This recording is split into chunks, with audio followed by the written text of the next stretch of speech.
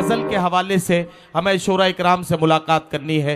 गज़ल के तमाम रंगो आहंग आज आपसे गुफ्तगू करेंगे। मुझे आपसे एक बात अर्ज़ करनी है कि ज़िंदगी के दो उसूल हैं।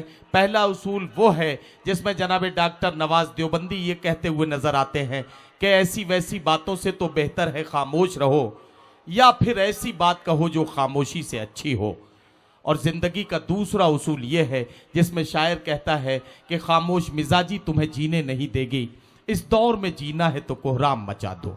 हमें इन दोनों उसूलों पर अमल करते हुए आगे बढ़ना है। कहाँ बोलना है, कितना बोलना है और क्या बोलना है, इसका लिहाज करते हुए हमें हमें आवाज़ों की इस भीड़ में अपने जज्बात का इजहार भी करना है। और वैसे मेरे दोस्त वसीम मलिक ने एक शेर कहा कि मैं इसलिए ज़िंदा हूँ कि मैं बोल रहा हूँ, दुनिया किसी गूंगे की कहानी नहीं लिखती। हमें अपनी ज़िंदगी का सबूत देना है तो इजहार करना पड़ेगा अपने जज्बात और एहसासात का।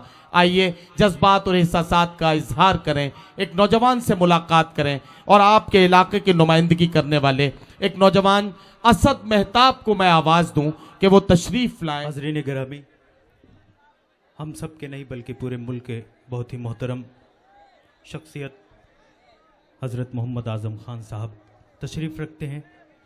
सदर मोहतरम से इजाज़त चाहते हुए जहाँ खुर्शीद हैदर साहब से ख़त्म हुई, थोड़ा सा माहौल ऐसा हुआ। दोस्तों, बड़ी जिम्मेदारी के साथ एक मतला एक शेर पढ़ना चाहता हूँ। इरशाद इरशाद, मोहब्बतों से सुन लें।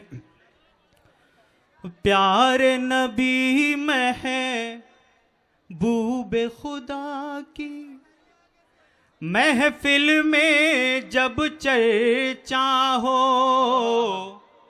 प्यारे नबी महबूबे खुदा की महफिल में जब चर्चा हो, सांस को अपनी मध्यम कर लो, शोर ना कोई बरपा हो, सांस को अपनी मध्यम कर लो, शोर न कोई बरपा हो। सुभान अल्लाह। और ये शेर, कुछ भी हो इस कौम के हक में ऐसे मंजर ठीक नहीं, कुछ भी हो इस कुछ कौम भी के हक हो में, इस कौम के हक में ऐसे मंजर ठीक नहीं। बूढ़ी माँ पर्दे में हो और मेरी बहन बेपर्दा हो, बूढ़ी माँ पर्दे में हो और मेरी बहन बेपर्दा हो। क्या कहना और एक असद मतलब एक मेहताब, शेर वाह, वाह, वाह। बिल्कुल सच्चा, जी भाई, आपकी मोहब्बतें चाहता हूं और बिल्कुल सच्चा एक मतलब एक शेर हाजिर करता हूं। फख्रे मिल्लत आजम साहब, आपने ऐसा काम किया, फख्रे मिल्लत आजम साहब, आपने ऐसा काम किया। भूल गई थी जिसको सियासत, आपने उसका नाम किया, भूल गई थी जिसको सियासत, आपने उसका नाम किया। डूब रहा था अंधेरों में मुस्तकबिल जिन बच्चों का, क्या कहना? डूब रहा था अंधेरों में मुस्तकबिल जिन बच्चों का, उनके लिए एक शम्मा जला के फैज को खासो आम किया, उनके लिए एक शम्मा जला कर फैज को खासो आम किया। बहुत देर आपके साथ नहीं, क्योंकि मैं मेजबान हूं, 2 मिनट वक्त आपका लूंगा। दोस्तों, हमें कहीं ना कहीं आस्तीन का सांप कहा जाता है। बड़ी जिम्मेदारी के साथ 4 मिसरे पढ़ना चाहता हूं, आप सबकी तारीफ चाहता हूं, हाजिर करता हूं। पढ़िए भाई। अगर बातें सच हो तो आप सब साथ दें।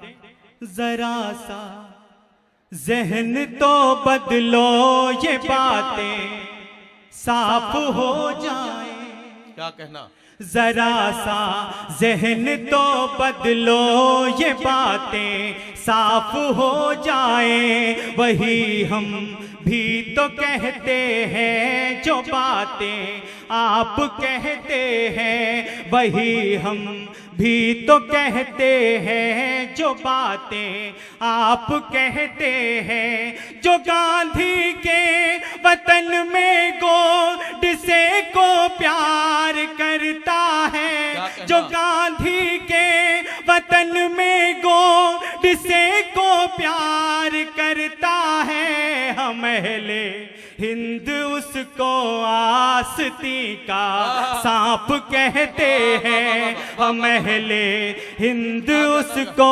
आस्तीं का सांप कहते हैं। बस एक मतलब आपकी खिदमत में पढ़ूंगा, उसके बाद इरशाद इरशाद। मैं सजदा कर नहीं सकता हर एक दरबार के आगे, मैं सजदा कर नहीं सकता हर एक दरबार के मैं आगे। सजदा कर नहीं सकता हर एक दरबार के आगे, मैं सजदा कर नहीं सकता हर एक दरबार के आगे। हर एक सरकार झुकती है मेरे सरकार के आगे, हर एक सरकार झुकती है मेरे सरकार के आगे। बहुत शुक्रिया। हजरात गिरामी, जनाब असद मेहताब अपना कलाम पेश कर रहे थे।